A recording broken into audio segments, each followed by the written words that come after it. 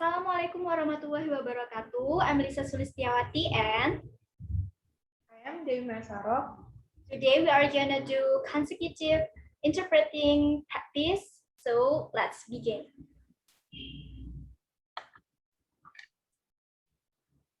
One likes to be sick, so it's 100% understandable why we are all integrated by products that promise to boost our immune system.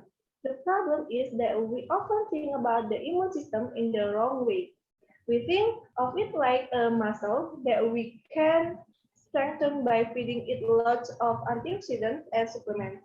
But that's just not how the immune system works. Tidak ada yang suka sakit, jadi 100% dapat dimengerti mengapa kita semua tertarik dengan produk yang menjanjikan untuk meningkatkan sistem kekebalan tubuh kita. Masalahnya, kita sering berpikir tentang sistem kekebalan dengan cara yang salah.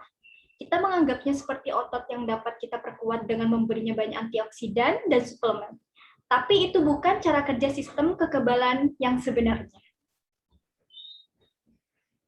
Our immune system is what protects us from the bacteria, virus, fungi, and toxic we encounter on a constant basis.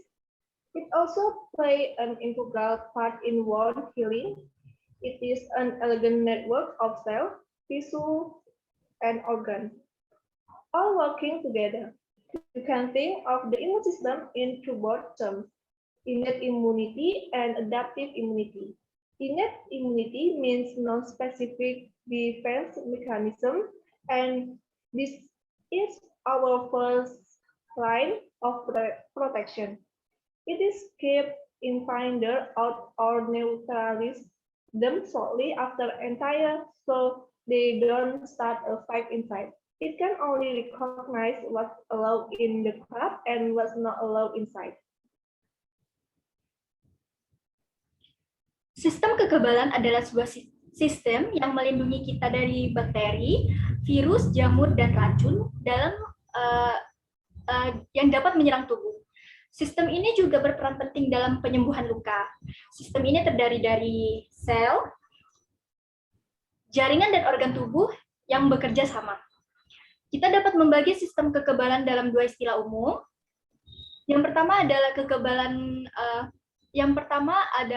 kekebalan bawaan dan kekebalan adaptif. Kekebalan bawaan berarti sebuah mekanisme pertahanan non-spesifik, dan ini adalah perlindungan pertama dari tubuh kita. Perlindungan ini membuat virus, bakteri, dan semacamnya yang berbahaya untuk keluar dari tubuh kita atau menetralkan virus-virus tersebut saat masuk ke dalam tubuh sehingga mereka tidak berproses di dalam tubuh kita. Kekebalan ini bekerja dengan cara mengenali apa yang diperbolehkan dan apa yang tidak diperbolehkan masuk ke dalam tubuh kita. Now, if a pathogen does manage to get past the first line of defense, we have another layer of protection, the adaptive immune system, which is more complex and targeted than our bouncer. The adaptive immune system responds to antigens. Antigens are unique proteins on the surface of pathogens which help identify what kind of pathogen it is. Kind of like a name tag. Your immune system is constantly reading name tags, and when one is recognized as being on the no entire list, the adaptive immune system creates special immune cells to attract which are specialist white blood cells and called lymphocytes. Sekarang, jika patogen berhasil melewati pertahanan pertama, kita memiliki lapisan perlindungan lain, yaitu sistem kekebalan adaptif. Sistem kekebalan ini lebih kompleks dan ditargetkan lebih baik dari perlindungan pertama yang telah kita sebutkan tadi. Sistem kekebalan adaptif ini merespon antigen, dan antigen sendiri adalah protein unik pada permukaan patogen yang membantu mengidentifikasi jenis patogen tersebut. Sistem kekebalan kita terus-menerus membaca label nama dari setiap patogen. Dan ketika sesuatu dikenali sebagai daftar larangan masuk, sistem kekebalan adaptif menciptakan sel-sel kekebalan khusus untuk menyerang, yang merupakan sel darah putih khusus yang disebut limfosit. Here was really amazing. Our immune system remembers things process. So the next time we are exposed to the same pathogen, our immune system recognizes it and remembers how to respond. But the important thing to remember is that our immune system has many different parts playing many different roles. That's what makes this concept of boosting so problematic. Inilah yang benar-benar menakjubkan dari sistem kekebalan kita, karena sistem ini mengingat semuanya. Jadi pada saat kita terkena patogen yang sama, sistem kekebalan ini mengenalinya dan mengingat bagaimana cara meresponnya.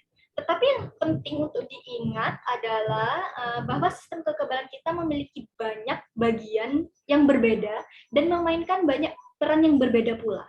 Hal itulah yang membuat konsep meningkatkan ini begitu bermasalah. If you are getting all the nutrients you need from a healthy, balanced diet, taking more of a single vitamin won't help your immune system function any better overall. Vitamin supplements are only needed if you have a true real deficiency. In fact, some studies tell us that vitamin and supplements, when they are not medically needed, may have negative effects. Things can go wrong with our immune system for sure, like allergy or autoimmune condition and failure to catch up normal cells. But the reason for each of these things are complex and often not fully understood, and they certainly won't be solved by some immune boosting miracle pill. Jika Anda mendapatkan semua nutrisi yang Anda butuhkan dari diet yang sehat dan seimbang atau mengonsumsi lebih banyak vitamin, tidak akan membantu sistem kekebalan berfungsi lebih baik secara keseluruhan. Suplemen vitamin hanya diperlukan jika Anda benar-benar kekurangan vitamin. Faktanya, beberapa penelitian memberitahu bahwa vitamin dan suplemen ini ketika tidak diperlukan secara medis, mungkin memiliki efek negatif. Sesuatu yang buruk bisa terjadi seperti alergi atau kondisi autoimun dan kegagalan untuk menangkap sel-sel abnormal lainnya. Tetapi kondisi ini rumit dan seringkali tidak sepenuhnya dipahami, dan mungkin kondisi tersebut tidak dapat diatasi hanya dengan mengkonsumsi pil yang dianggap ajaib untuk meningkatkan kekebalan imun kita.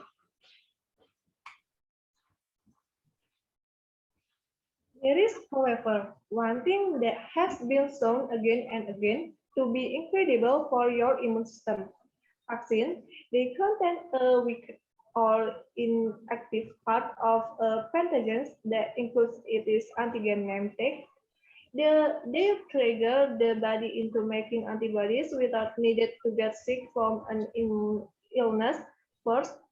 Instead of boosting the immune system overall, they give the system exactly what it needs to respond to a specific pathogen quickly and aggressively. So, if you want a healthy immune system, don't smoke and try to get enough sleep. And otherwise, just let your immune system do its thing. Namun, ada satu hal yang berulang kali terbukti luar biasa bagi sistem kekebalan tubuh kita, yaitu vaksin. Vaksin sendiri mengandung bagian dari patogen yang lemah atau tidak aktif yang menyatakan label nama dari antigennya. Vaksin memicu tubuh untuk membuat antibodi tanpa harus sakit karena suatu penyakit terlebih dahulu. Alih-alih meningkatkan sistem kekebalan secara keseluruhan, vaksin ini memberi sistem persis apa yang dibutuhkannya untuk merespon patogen tertentu dengan cepat dan agresif. Jadi, jika Anda menginginkan sistem kekebalan tubuh yang sehat, jangan merokok, dan usahakan untuk cukup tidur. Dan sebaliknya, biarkan sistem kekebalan Anda melakukan tugasnya. I think that's all for us. Thank you for watching. Wassalamualaikum warahmatullahi wabarakatuh.